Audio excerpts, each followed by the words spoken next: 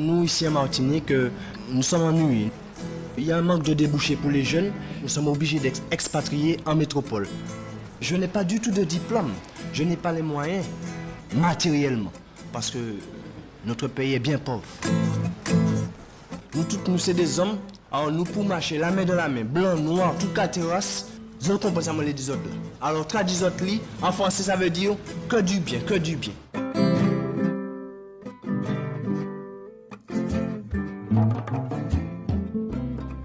Juillet 1972.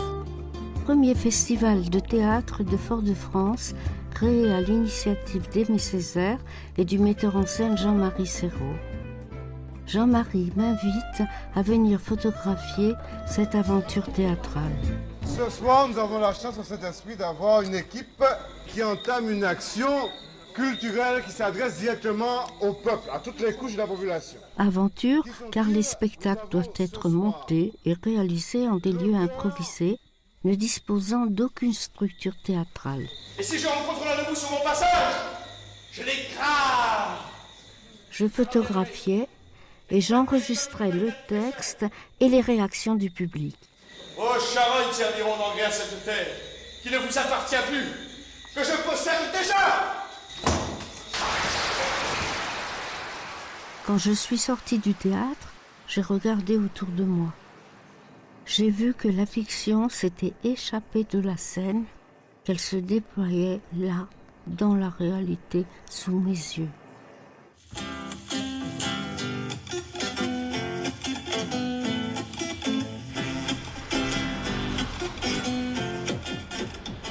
Je faisais la découverte d'une autre Martinique, cachée sous l'image de rêve tant vantée.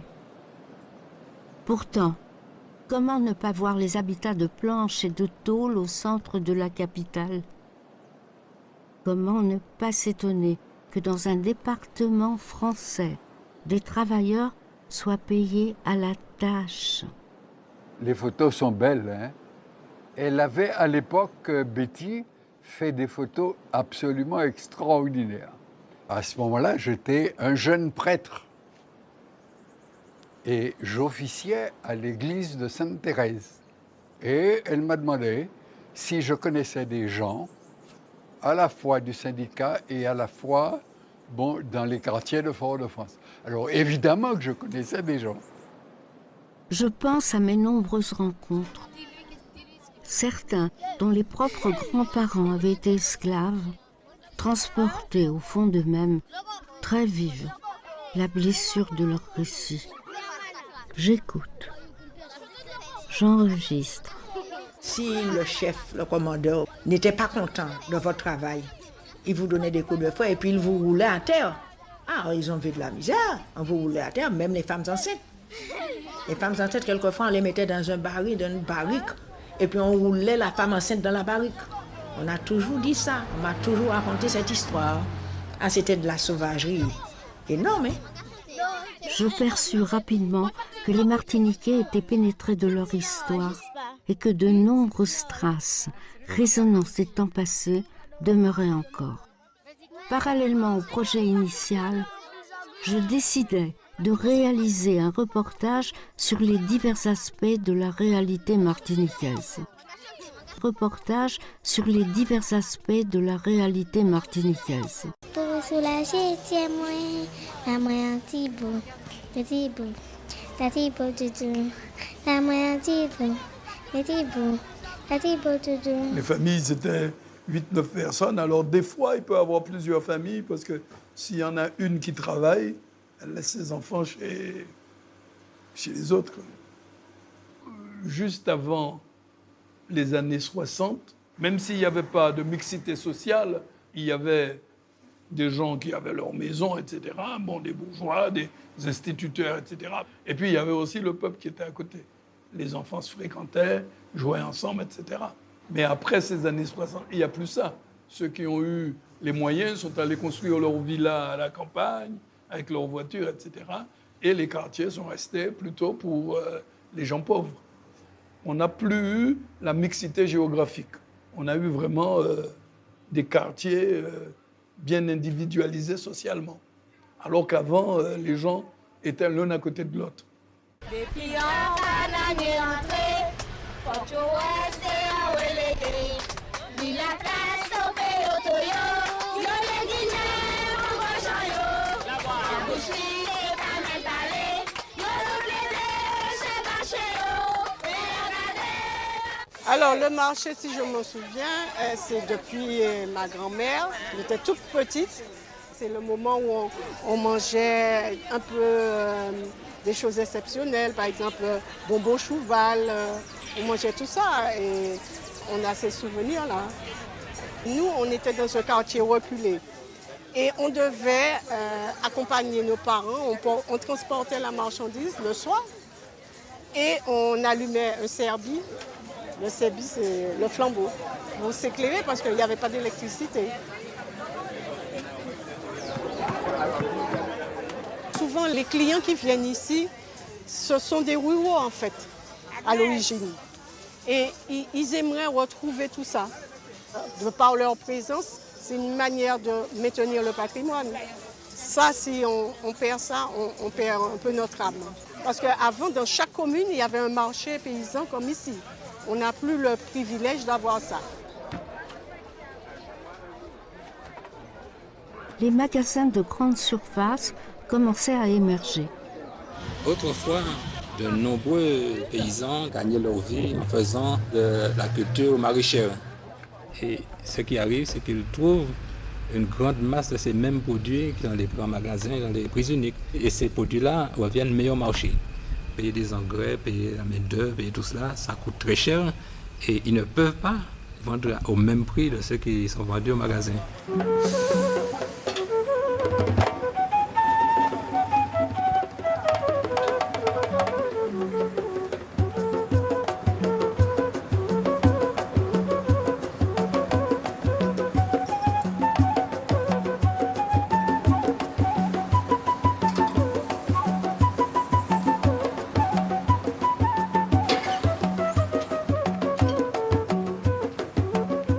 Je photographie les bananeraies. Des femmes, peu d'hommes, pieds nus, mains nues. Ils transportent tantôt d'énormes régimes, tantôt d'énormes sacs. En silence, sans le moindre arrêt. J'ai parlé avec une des ouvrières. Je n'aime pas ce métier parce que c'est dur. Il me faut charroyer 150 régimes de bananes à 16 centimes pour avoir la journée. Et je mets 450 kilos d'engrais. On met des machins dans les bananes aussi qui nous font beaucoup de mal. C'est du magnédol.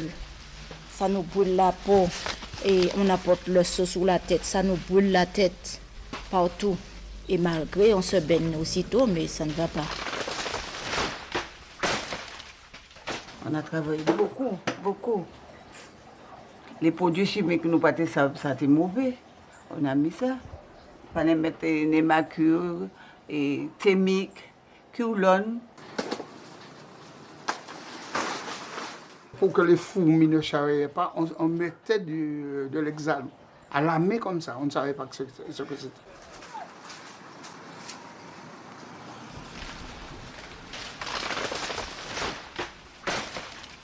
Si on avait une communication au niveau du chlordécone, vous pensez qu'il y aurait eu tout ça de personnes sous cette emprise-là? Parce que moi, mes vacances, je les passais à la campagne. J'étais sous les bananes quand les avions passaient. La chaleur liquide, pour moi, c'était un plaisir de voir de l'huile qui coulait sur ma peau. Alors, c'est pour vous dire.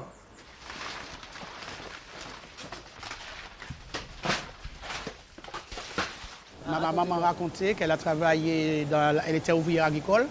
Ils n'avaient pas de bottes. C'était dans la pluie, tout et tout. C'était pas comme ici. Et c'était vraiment pas payé.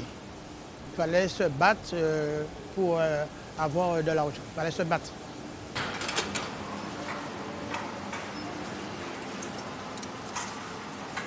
C'était une vie extrêmement terrible parce que vous travaillez pendant la semaine et on vous paie à la fin de la semaine.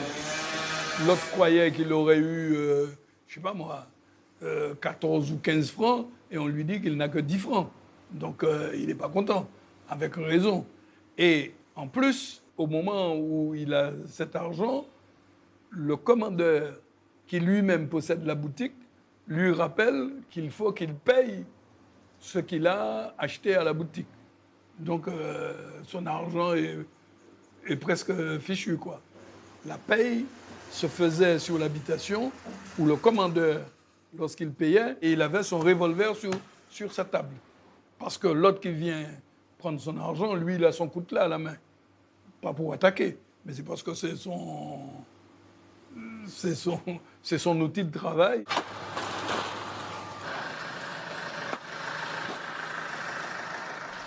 Le travail est dur, hein? Mais moi, comme j'ai mon foyer, il me faut travailler. J'ai 12 enfants, ils sont déjà presque tous grands.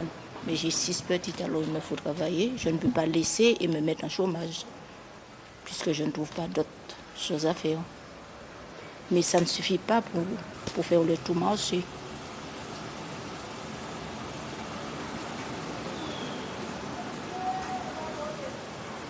C'est un peu dur parce que la plupart des salariés qui sont ici souffrent du genou, de l'épaule, de toutes sortes de maladies. Voilà.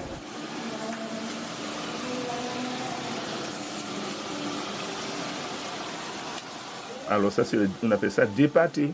Il y a un instrument avec lequel ils coupent la banane, ils mettent dans le bac, hein, pour que les gens puissent produire les cartons. Il y a banane, ni banane. Ça signifie qu'on va commencer très tôt le matin et qu'on ne terminera pas avant que le camion soit bien rempli, parce que ce n'est pas la peine d'envoyer un camion qui n'est pas bien rempli ou à demi-vide. Donc, c'était des journées qui étaient très très longues, et la difficulté, c'est qu'on ne comptait pas les heures supplémentaires. Et ce qui fait qu'il y avait des gens qui partaient aux aurores, ou même avant l'aube, et qui revenaient très tard.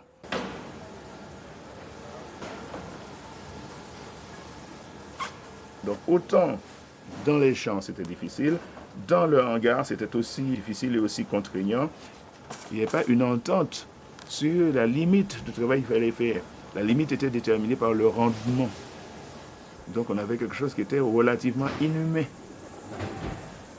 C'est l'idée que le travailleur, tout comme l'était l'esclave, n'est pas véritablement une personne, mais presque une bête de somme dont le but est de produire pour retirer les bénéfices.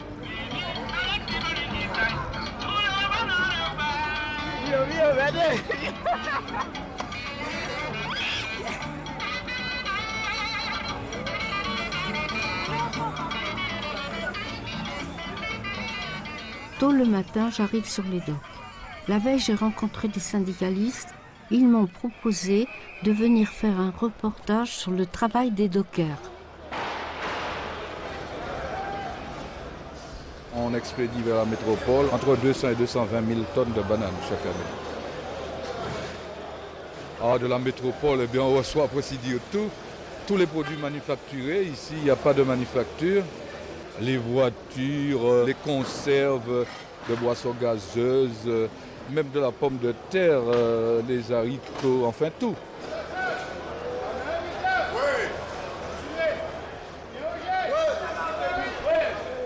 Mon père était docker. En ce temps-là, c'était à la criée. On appelait l'équipe. Et c'était payé à la journée. Quand on termine la journée, on attend le salaire le soir. Et puis ainsi de suite. Je viens chaque matin de 6h30 et je reprends à 9h si je ne travaille pas. Et chaque matin, je reste debout dans les yeux du patron. S'il veut, il m'embauche. S'il ne veut pas, il me regarde là et puis moi je m'en vais s'il ne m'a pas embauché. Alors s'il est d'accord, il m'embauche et puis je vais travailler comme tous les autres. C'est un métier qui est difficile parce que c'est un métier qui est dit conteneur, donc tout était en vrac. Il y avait des accidents, pas mal quand même. C'était vraiment grave puisqu'il n'y avait pas de service de sécurité. Il fallait se mettre en sécurité soi-même. Les gars qui travaillent, qui poussent les tapis, ce ne sont pas des bonhommes qui sont déjà au travail, qui donnent des avantages au patron, mais qui n'est pas encore au pays. Ce sont des bonhommes exploités par le patron parce qu'ils travaillent en attendant qu'ils attrapent une journée. C'est des exploitations de l'homme par l'homme. Les ouvriers sont mécontents pour ça, mais comme il y a beaucoup de chômage ici, on ne peut rien faire. J'ajoute en passant que ce n'est pas du travail qu'on l'on fait au port, c'est de la compétition, puisque le patron n'a jamais suffisamment de rendement. Puisque c'est eux qui encaissent les primes et c'est nous qui travaillons. Tous les jours comme ça, il faut donner plus. Il faut battre des records à chaque jour. Il n'y avait pas de vie de famille. On sortait à 2 h du matin, la journée, il n'y avait rien, mais le soir, qu'il y avait un mouvement, il fallait être là. On voudrait faire travailler les gens avec une quantité d'hommes le plus diminuée possible. C'est ce que nous protestons. Et le but de patron, c'est d'employer le moins de main-d'œuvre possible.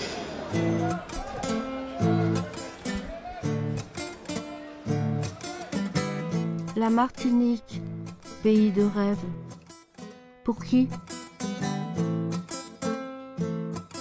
124 ans après l'abolition de l'esclavage, je découvre, dissimulé, imprégné, oblitéré, comme une odeur de colonialisme.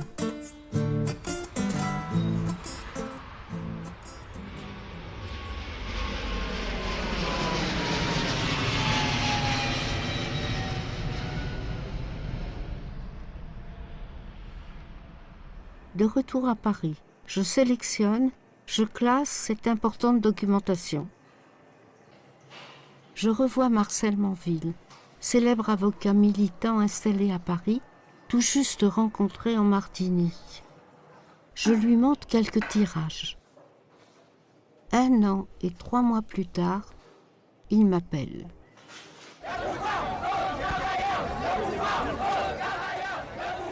Il m'informe d'importants mouvements sociaux sont en train de se développer en Martinique. Il est impérieux d'aller sur place afin d'en témoigner.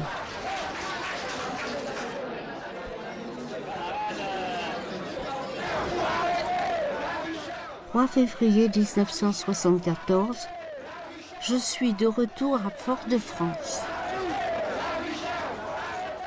Il y a un contexte global qui fait que la crise économique s'accélère.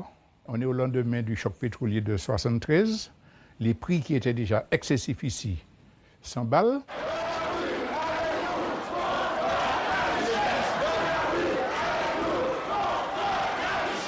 Marcel Manville avait vu juste. Le feu qui couvait sous la cendre allait éclater. Le mouvement s'étend rapidement, il gagne l'ensemble des travailleurs. Je suis avec eux.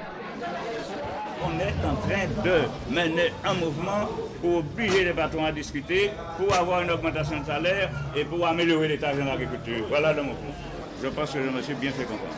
Leur préoccupation première, c'était qu'on tienne compte de leur humanité, qu'on respecte leur corps et qu'on respecte leurs besoins et qu'on respecte aussi leur rémunération. C'est-à-dire qu'ils aient de quoi se nourrir et faire vivre leurs enfants. C'était ça à l'époque.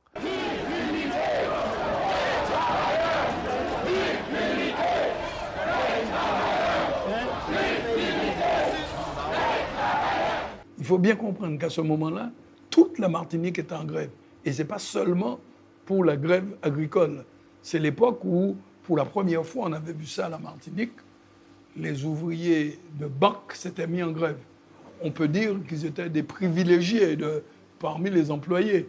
Quand les dockers sont en grève, quand les ouvriers bâtiments sont en grève, quand l'EDF est en grève, quand la banque est en grève, il avait un certain poids.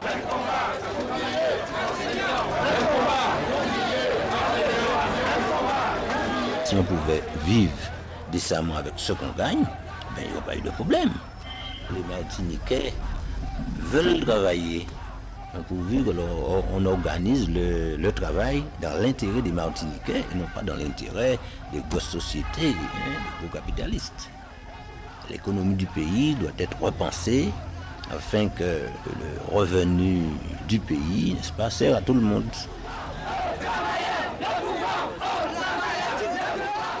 La Martinique était département français. Et à l'époque, le SMIC en France était de 35 francs 46. Donc ce que les gens disaient, si nous sommes département français, ben nous voulons le même salaire qu'en France. D'ailleurs, il y avait une formule de Césaire qu'il avait sortie à cette époque. Il avait dit, vous dites que nous sommes des Français à part entière, eh bien, cette grève nous démontre que nous sommes des Français entièrement à part. Maison des syndicats. Les débats sont serrés. Il s'agit d'affirmer les revendications et de s'entendre sur les stratégies de la lutte. Dans l'ensemble, les camarades sont prêts à continuer le mouvement. Si on fait la grève, il ne faut pas qu'on reste fermé sur soi-même. Par conséquent, on doit aller dans les rues pour dépocher les copains qui sont en train de travailler. Parce que si nous faisons la grève, c'est pour nous, c'est pour eux, c'est pour nos enfants. On ne doit pas rester fermé sur soi-même.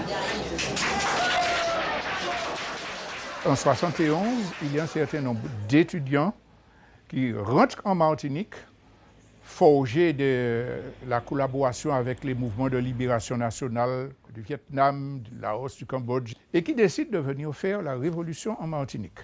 Je parle du groupe d'action prolétarien, dont nous sommes à l'origine, et le groupe Septembre 70, qui est dans le nord, décide d'aller travailler dans les zones rurales pour organiser les ouvriers agricoles et préparer ce qu'ils considéraient comme le fer de lance du prolétariat à une grève. Il y en avait qui pensaient qu'il fallait travailler avec les syndicats traditionnels. Il y en avait d'autres, dont je faisais partie, avec d'autres camarades qui avaient pensé cela. Il fallait qu'on travaille à l'apparition de nouvelles manières pour les ouvriers de se défendre en leur donnant la capacité de dire les choses par eux-mêmes. Par exemple, la question de l'alphabétisation, ou par exemple les aider à déchiffrer une fiche de paye. Dans les communes éloignées, sur les habitations, comme à Vivey, où a débuté le mouvement des ouvriers agricoles, les habitants se réunissent, ils parlent, je les écoute.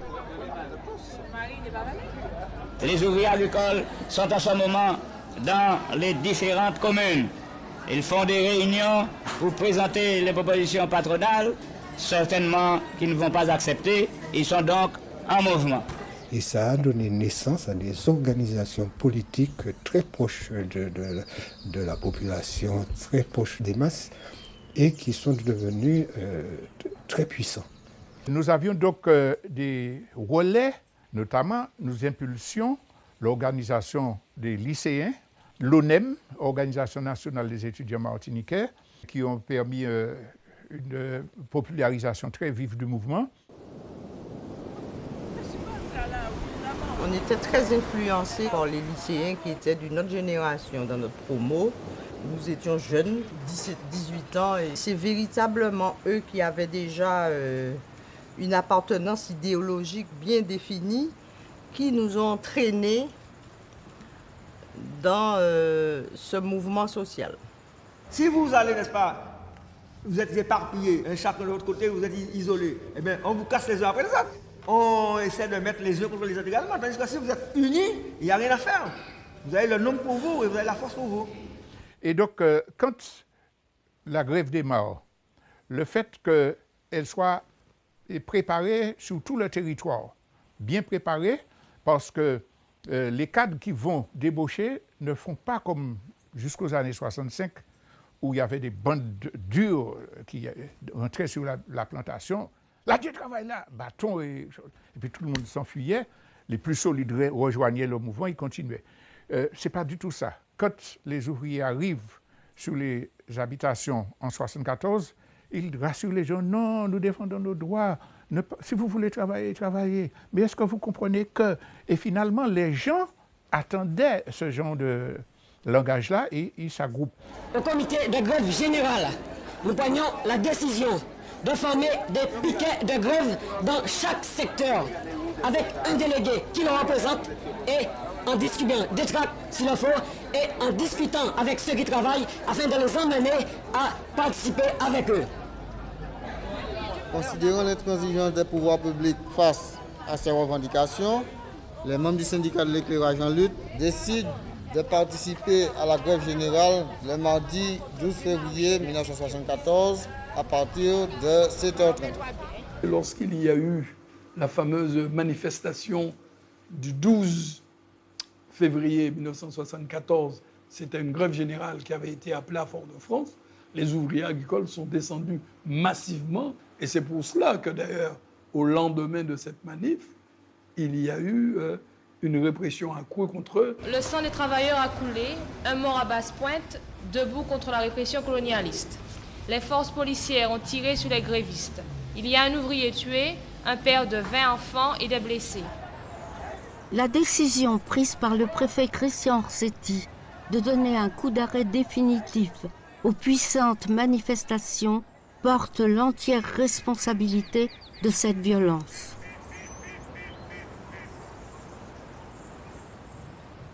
Je rencontre la famille d'Ilmani Serrier, dit Raynor, l'ouvrier agricole mort sous les tirs des forces de l'ordre qui vit à proximité.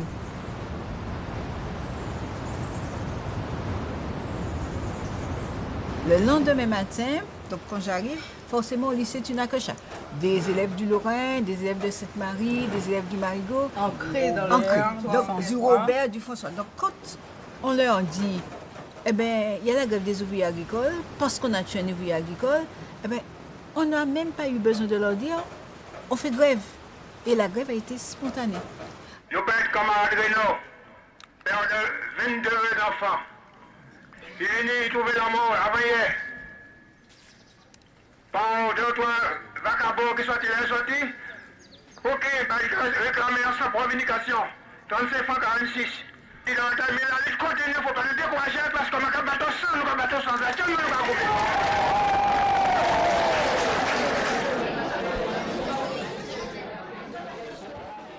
Le jour de l'enterrement, et nous y sommes, eh bien, on a ça. Des gens qui sont en deuil. Nous sommes là devant l'église du Lorrain. C'est quand même extraordinaire que ça a éveillé le peuple martiniquais parce qu'il y a eu beaucoup de gens devant l'église ce jour-là. Et ça me rappelle vraiment ce que j'ai vu, ce que j'ai vécu. Je suis en train de me revoir sur une de ces photos. Au cimetière, j'ai eu à prendre la parole pour dire que Ilmani, c'était le Jésus-Christ d'aujourd'hui. On assassine un type qui est en grève pour quelques sous. Aujourd'hui, nous sommes conduits, camarades Renaud, jusqu'à la dernière heure, mais c'est pour la première fois on a fait un bilan aussi grave. Parce que nous t'es demandé 35 francs 47. Mes chers camarades, nous prêts en campagne, mais nous pas qu'à désespérer. Parce que jamais nous jamais en pour nous créer. Et tout ce qui arrive, ça arrive pour le mieux. Mais on va penser, camarades, quand nous allons organiser comme nous, et puis ça sera le syndicat, pour nous ça, diriger le pays noir. Parce qu'on va penser, le pays a fait ça, nous, camarades.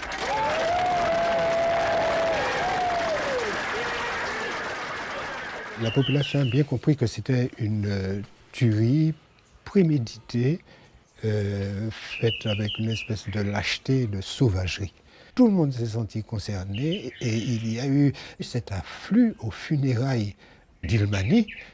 Oui, les gens se trouvent au cœur de l'événement. Ils sont mobilisés autour de la même cause à ce moment-là. Pendant les obsèques d'Ilmani, des militants viennent me trouver. Le corps d'un ouvrier maçon d'à peine 19 ans, qui n'avait plus donné signe de vie depuis les affrontements du 14 février, est découvert sur la plage de Basse-Pointe, proche de l'habitation Chalvet. Il me demande de les accompagner sur les lieux. Là, étendu sur les galets, gît le corps du jeune Georges Marie-Louise. Je photographie.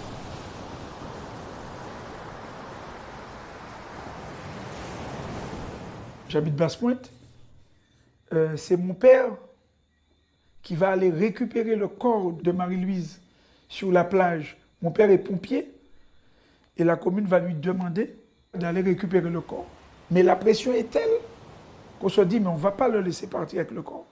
Comme ma mère travaille à l'état civil et ma mère est très proche des gens, elle connaît très bien les gens, Ma mère va aller aussi à Chalvet. Et donc avec mes copains, nous sommes allés à Chalvet. Ça déjà, ça te marque. Tu vois Marie-Louise sur la plage, c'est marquant. À 16 ans, tu te dis bon. Nous avons demandé qu'une enquête soit diligentée immédiatement sur la mort de Marie-Louise. Et nous tenons à connaître l'école. Non pas qu'on nous dise simplement qu'il ne porte pas de traces de coup, mais qu'on nous explique sa mort.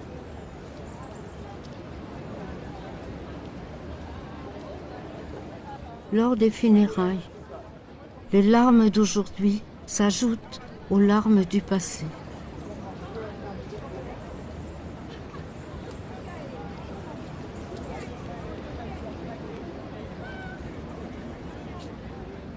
Nous sommes encore dans cette phase qui est complètement identique à la période de l'esclavage, où la pensée du producteur est une pensée qui disqualifie l'état d'humanité de la personne qui travaille. Parce que c'est quelque chose qui dérange le monde. Que le travailleur puisse réclamer davantage, ça paraît même extraordinaire, aberrant, quoi. Dans l'histoire de la Martinique, si nous faisons un bilan depuis 1947, 14 camarades ont tombé. Ces 14e camarades-là, donc, ils meurent pour en juste revendication. Mais, camarades, disons, combat a continué. Et puis, il y a une pensée, on va dire, colonialiste. Le noir, les nègres sont des individus qui, par définition, sont destinés à être maintenus dans cette position-là. Il y a sous-jacente cette idée que, en fait, on a apporté la civilisation.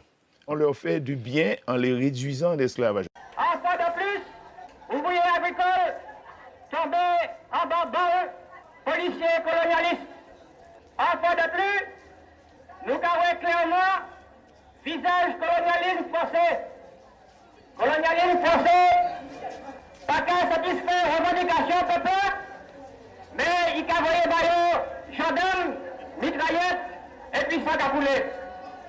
Je dis situation très grave. Limitez-nous, c'est la lutte contre la répression colonialiste. C'est les 12 points de revendication proposés par les centrales syndicales, nous capables d'assembler des milliers de Martiniquais pour nous faire reculer le colonialisme français. Lorsqu'il y a eu l'accord le 17, c'est-à-dire 5 jours après le massacre, eh bien là, ils ont accepté non seulement les 35 francs 46, mais ils sont même allés à 35 francs 50. Ils ont même donné 4 centimes de plus, alors qu'au départ, ils donnaient 20 ou 27, ce qui prouve qu'ils pouvaient payer. Le ministre des DOM à l'époque, il était très mal à l'aise par rapport à cette grève. Et il a dû faire pression sur son préfet pour dire il faut que cette grève s'arrête, et il faut accorder les revendications. Et donc, ils ont signé l'accord, qu'ils n'ont pas appliqué. Certains ont refusé d'appliquer. Ils ont dit nous n'avons pas les moyens. Mais enfin, leurs représentants avaient signé l'accord.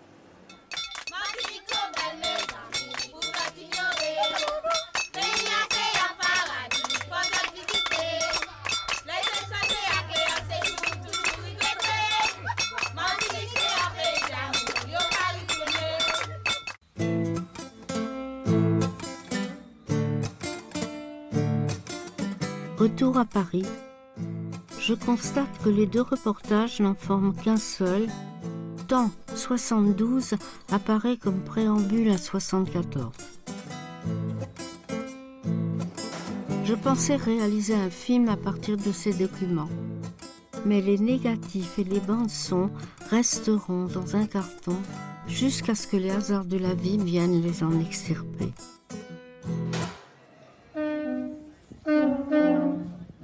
« 14 février 2024. La Martinique n'oublie pas. Elle commémore les événements de Chalvet.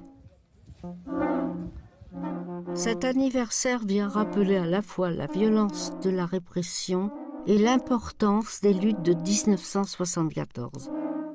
Chalvet, ça a concrétisé une nouvelle mouvance, qui est celle qui réclame l'indépendance de la Martinique et qui agit. Chalvet a fait de nous des anti-impérialistes. Nous le sommes pour toujours.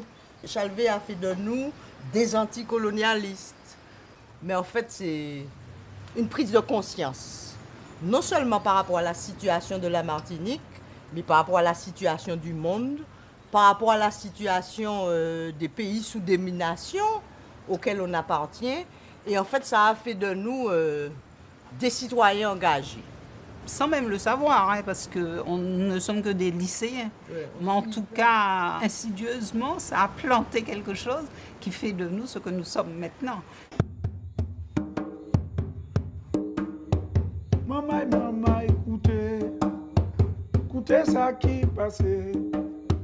Après, tu peux le jouer en belé aussi. Ça donne... J'ai 16 ans, donc forcément, Marie-Louise a à peu près mon âge. C'est un jeune, tu le vois sur la plage, tu méfies. Oui, je pense que ça va mettre en marche ta conscience identitaire et anti-injustice, quoi. Je pense que l'année d'après, j'écris le morceau, je le joue. Chaque année, je commémore avec 2-3 copains, on fait... Mais sans rien faire, quoi. Nous, on s'assoit, on fait du tambour le 14 février, pendant que d'autres fêtent d'autres choses. Et puis, petit à petit, ça prend de l'ampleur. Maman, écoutez ça qui passait. C'était en février 1960 et on ne change rien. Songez. Après, c'est la voix qui fait le reste. Songez. Et puis la subtilité de février, c'est qu'on répète la deuxième phrase. Ce qui fait que mentalement, ça devient presque de l'hypnose. Tu vas presque dans des mantras, tu le répètes. 1974, c'était en février 1974.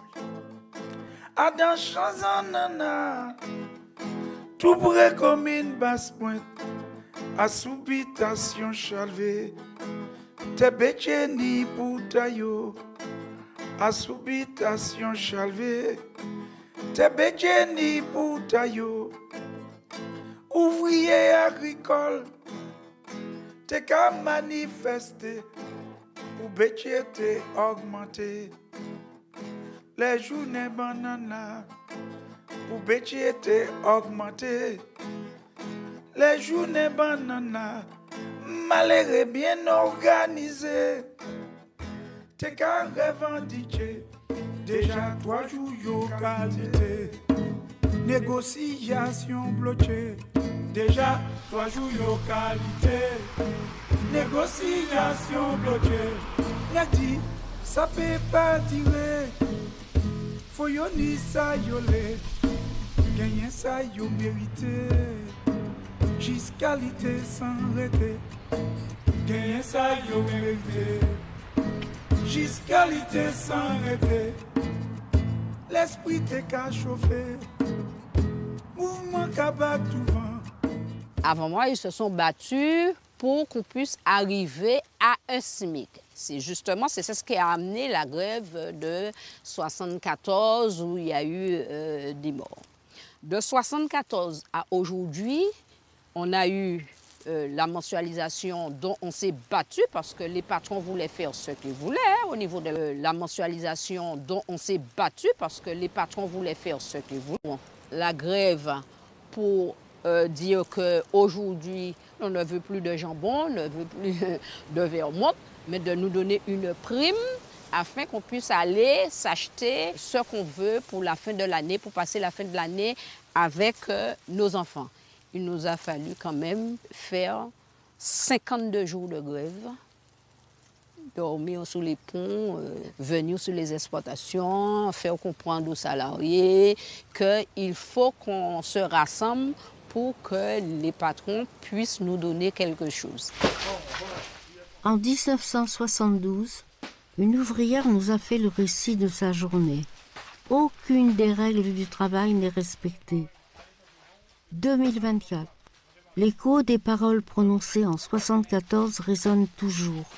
Aujourd'hui, les travailleuses de la banane les reprennent avec force.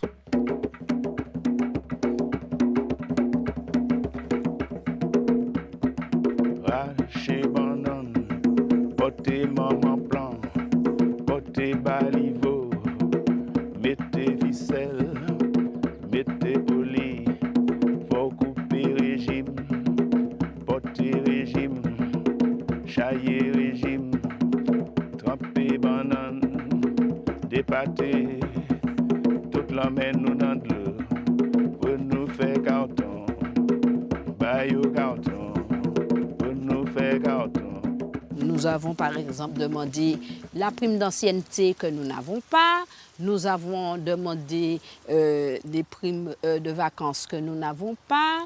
Nous avons dit qu'il faut faire évoluer des choses, de nous donner un 13e mois que nous n'avons pas.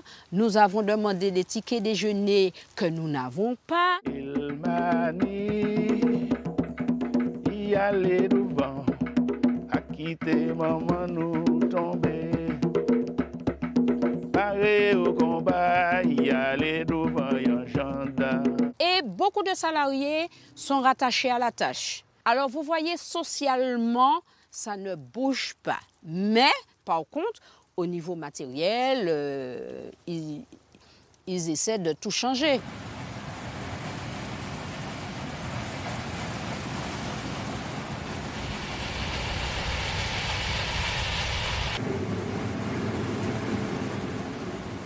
Ils prennent beaucoup de cannes maintenant. Pourquoi? Il y a moins d'ouvriers, moins de main-d'œuvre maintenant. Alors c'est de la canne.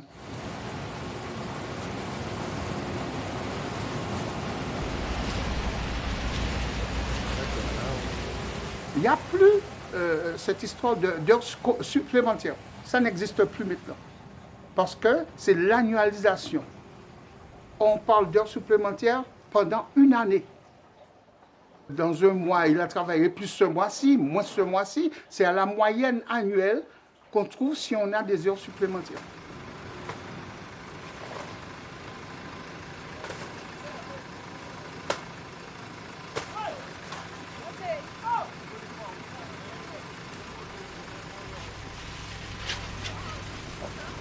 Regardez ici où nous vivons, où nous sommes là aujourd'hui. Nous sommes chlordéconés un peu partout parce que c'était une parcelle de banane. Alors, il a cédé cette parcelle-là.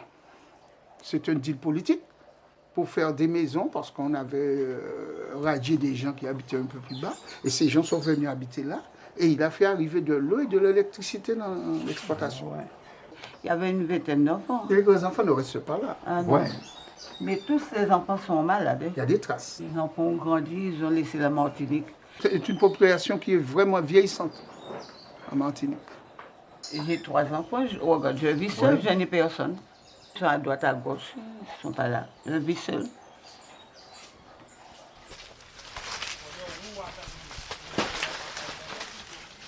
Je me souviens de cette femme en 1972. Elle aussi, ouvrière agricole. J'ai un seul enfant, il n'est pas ici. Je suis seule à la maison. Il y a longtemps qu'il est parti? 4 mois, ça fait 4 mois. Ici, il ne trouve pas un travail. Alors, il m'a dit, maman, si tu ne me laisses pas partir, comme je n'ai pas de travail ici, qu'est-ce que je serai? Je serai un vagabond, je serai un voyou. Et puis, ici, qu'est-ce que je serai? À lui envoyer. Il m'a dit, maman, je suis content que tu t'es débrouillée pour m'envoyer. Oh, je suis obligée d'être contente.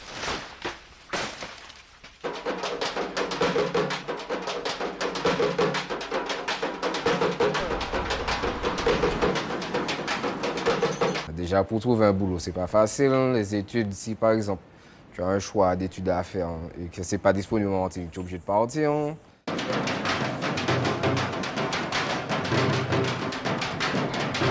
Si on veut lancer des projets, on veut faire des trucs pour notre pays, ben, on aura beaucoup de difficultés. Tandis que les métros qui sortent de la France pour venir en Martinique, puisqu'ils ont plus les moyens et les connaissances, ils vont les aider.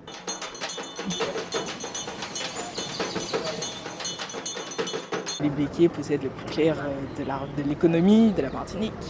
On peut dire que dans l'imaginaire collectif, on aurait préféré voir un afro-descendant à la tête d'une grande entreprise comme Carrefour qu'un descendant d'esclavagistes. Les béquiers, l'État les a laissés garder leurs biens. C'est eux qui possèdent les cannes, les bananes, c'est eux qui possèdent les bananes. Ils ont bâti, entre guillemets, cet argent sur le sang, quoi. J'ai vu beaucoup de mini-entreprises martiniquaises qui se développent. Et d'ailleurs, il faut les encourager. Et je pense que c'est, entre guillemets, une lutte, pas contre les béquets, mais une lutte pour arriver au même niveau, je dirais.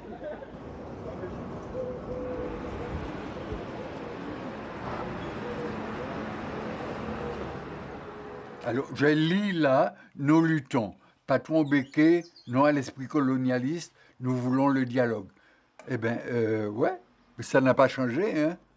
C'est pas l'histoire de 74, ça nous remet dans l'histoire de la colonisation. Ce qui préoccupe l'État français, c'est que la Martinique reste un territoire français, et ce qui occupe les possédants, c'est que la Martinique puisse produire le maximum de profit pour eux. Bon, et je crois que c'est extrêmement important de comprendre ça, parce que s'il y a une leçon de Chalvet, c'est cette leçon-là qu'il faut comprendre. Yeah man, c'est pas manque solidarité, si gendarme là qu'a gazé, c'est pas manque solidarité, si police là qu'a bousculé, c'est pas manque solidarité, si un pantier moun qui est licencié, c'est pas manque solidarité, faut que nous tous mobiliser. Il faut, de la cohérence, et il faut, que le colonialisme cesse. Nous avons le droit, reconnu par l'ONU, à nous autodéterminer. C'est un droit. Ça veut dire que nous sommes un peuple, et en tant que peuple, nous devons être maîtres de nos ressources et maîtres de notre destinée. Civilisation, colonisation, légitimation.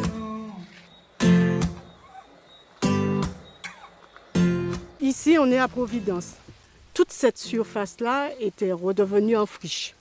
Il y avait 1000 hectares de terre agricole qui foutaient le camp. Donc, au regard de ça, on s'est dit, si on veut être agriculteur, il faut du foncier. Donc, on a occupé cette terre le 18 juin 1983. Les gens nous ont pris un peu pour des illuminés, des fous, quoi. On s'est mis à travailler, à défricher. Ça n'a pas été facile. Il y a des camarades qui ont été blessés par balle, mais on a maintenu le cap.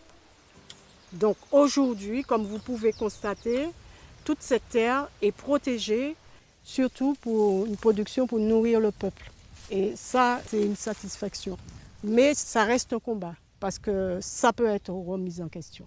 Et j'aimerais transmettre cette lutte aux générations qui viennent. Civilisation, civilisation de mort. Civilisation, qui qualité, humanité.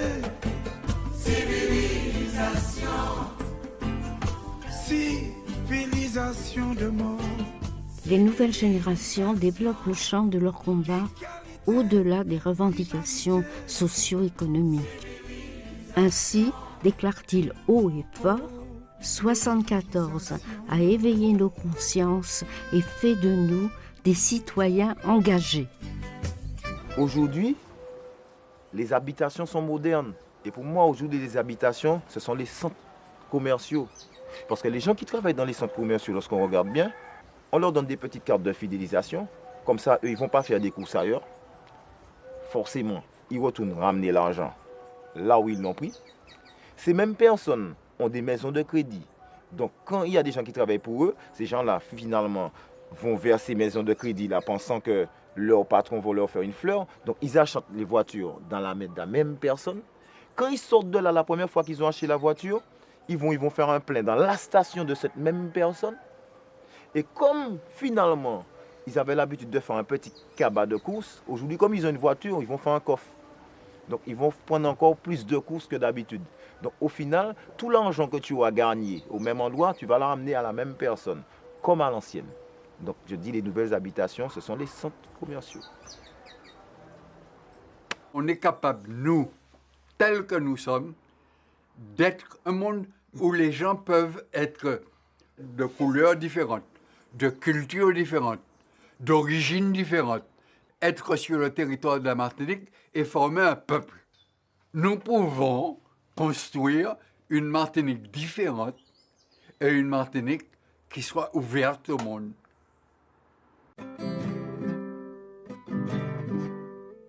Ma rencontre avec la Martinique m'a confrontée de près à l'abjection du colonialisme. En achevant ce film, je suis heureuse de voir que le peuple martiniquais continue sa lutte afin d'en éradiquer la moindre trace.